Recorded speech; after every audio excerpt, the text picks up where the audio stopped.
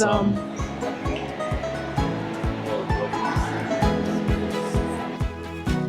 Welcome to Strasbourg. I'm not sure. It said the G was silent, so I'm not really sure how to say it. I'll just say Strasbourg, even though it's probably not right. But there was really nothing happening in Colmar. It was getting a little boring. There was like no people. Yeah. Drive 30 minutes, and this is a huge, lively city on a Friday. So at least we got our wish, but like we just want to see those houses. Yeah, we do, it should be close by.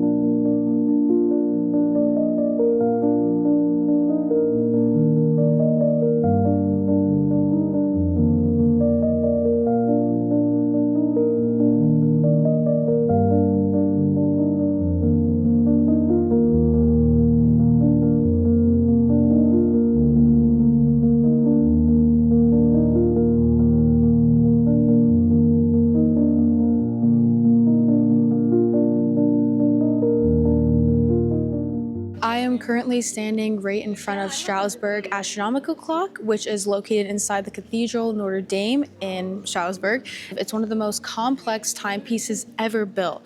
The current version was completed in 1343 and is actually the third occupy in the cathedral and was designed by Jean-Baptiste Schwilge, a local genius who spent over 30 years preparing for its construction, and the whole thing is a mechanical marvel. It tracks the position of the sun and moon and phases of the moon, the date, leap years, equinoxes, and even shows the real time of sunrise and sunset right down to Strasbourg's precise coordinates.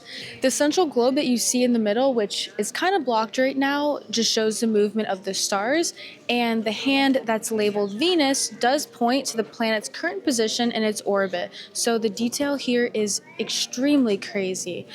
What sets this whole thing apart is the animated show, which happens every day here at 12:30 p.m. where the clock comes to life. A parade of automated apostles march past Christ, a rooster crows, and death rings the bell, reminding everyone of mortality. It's not just hourly like some clocks in Europe, just once per day, making this experience more rare. Also, another really interesting side fact is that when Schwilge completed the mechanisms in 1840, it was already predicting lunar and solar eclipses with more accuracy than many observations at that time. Battle for this space. That guy literally hates Jackson. So we'll see who wins after this video clip.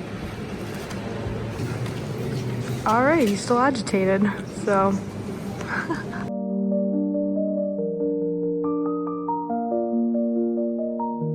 We finally made it outside to the Cathedral Notre Dame, which is the heart of the city, both geographically and culturally. It was built between the 12th and 15th century, and it's one of the finest examples of Gothic architecture in Europe.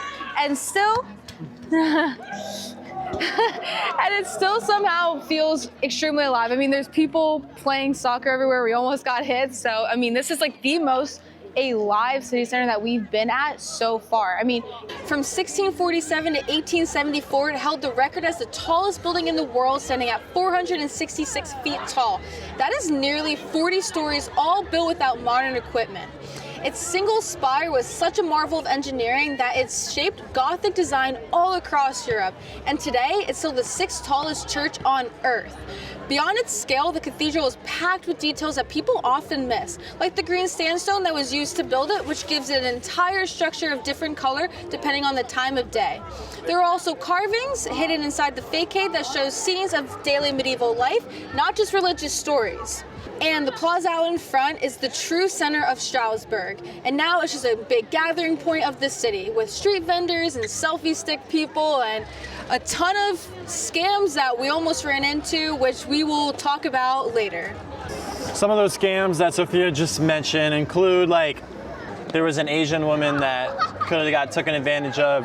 One of the, like, Mickey Mouse characters came up to her and, like, literally grabbed her arm and was, like, holding onto her for maybe like a minute. I don't know. And then she finally, like, let go. But, like, I think they, like, will wrap onto your arm if you even give them the time of day to touch them. Yeah, I mean, the beginning of it is they just put their hand out for you to shake, and then once they get that contact, then I guess that's where, like, a transaction starts. Like, someone with a camera is maybe standing farther away and, like, get you with the person, then you have to pay for Or they try to photo. make you take a selfie or something, or they take a selfie. Yeah, we don't know the whole thing because we just got outside a little bit ago, but that's just our assumption. Like, the people will try to touch you, and then after that, it's a whole transaction thing. There's also people with, like, balloons trying to give it to younger kids, like, so that they hold on to it. So a lot of these, if you're a parent, make sure you're holding on to your kid and they're not running away, because the second they get a hold of that balloon, because they're just offering the balloons away. There's also the women. Oh, there's a soccer ball.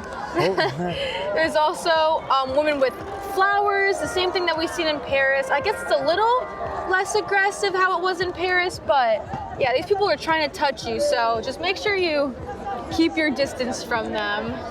This place is honestly giving us a much, like, better French local experience. Like, we feel like this is how French people actually, like, look and talk and interact, and there's a lot of, like, you know, culture and nice people watching going on here, rather than Paris. It might be, like, a little faked or overdone.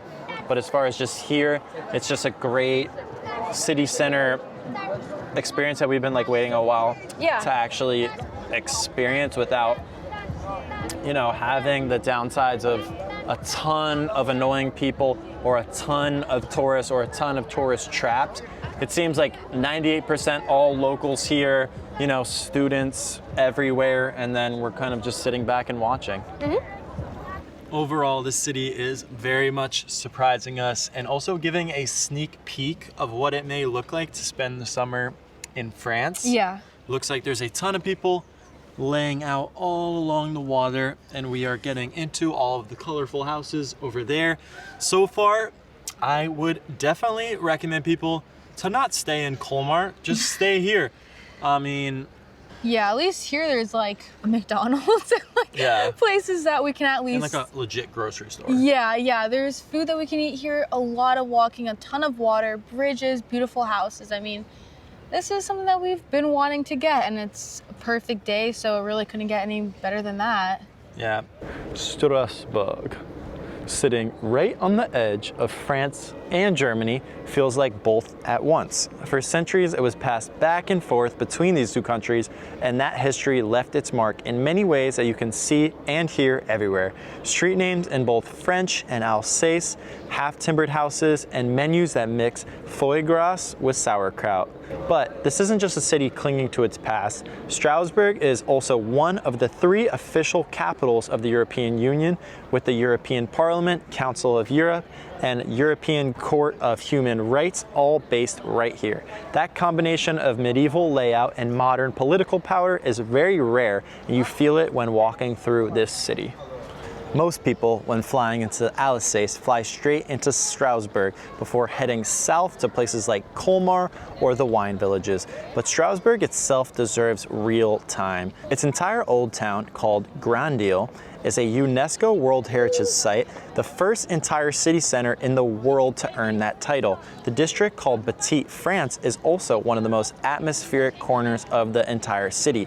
Once home to tanners and millers, now lined with cafes and canals. You'll also find one of the oldest public wine cellars in Europe right here, dating back to 1395, hidden under the city's hospital, originally used to fund care to the poor. Strasbourg doesn't show everything on the surface, but it's packed with layers if you know where to look. So follow us for that route.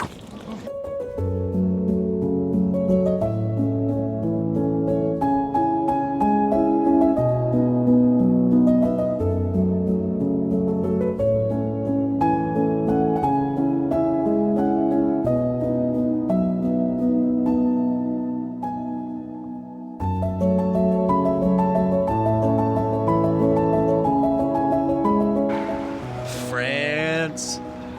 Tourism. Ew. This cool bridge by the water. Life's pretty good.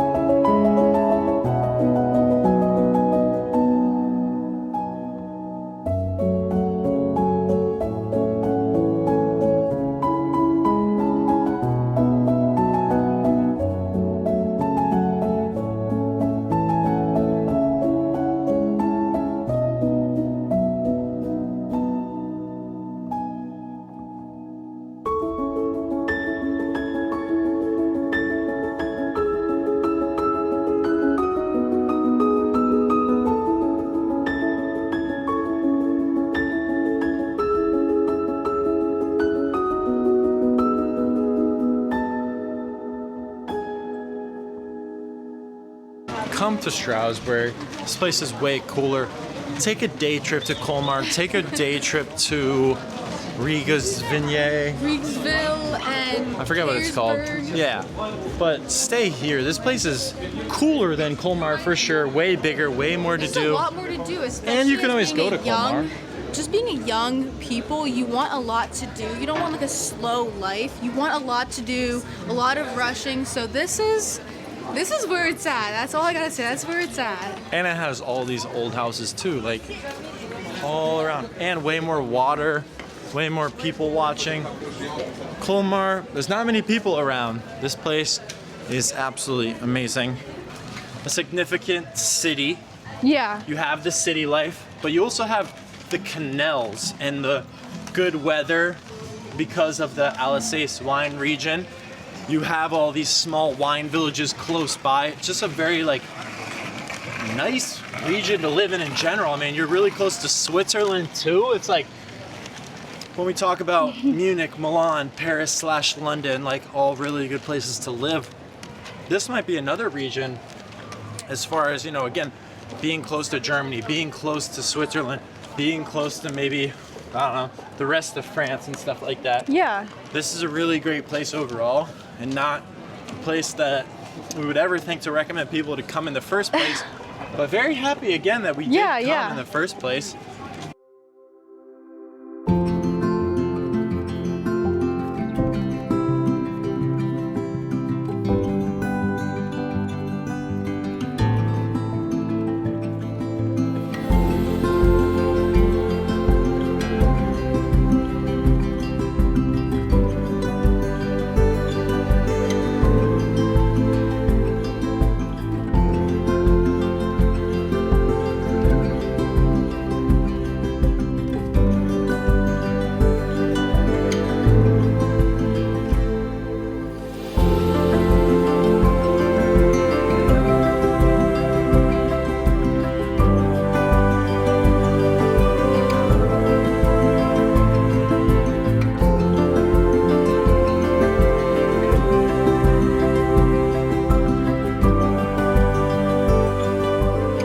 Futuristic glasses, futuristic life, futuristic grass.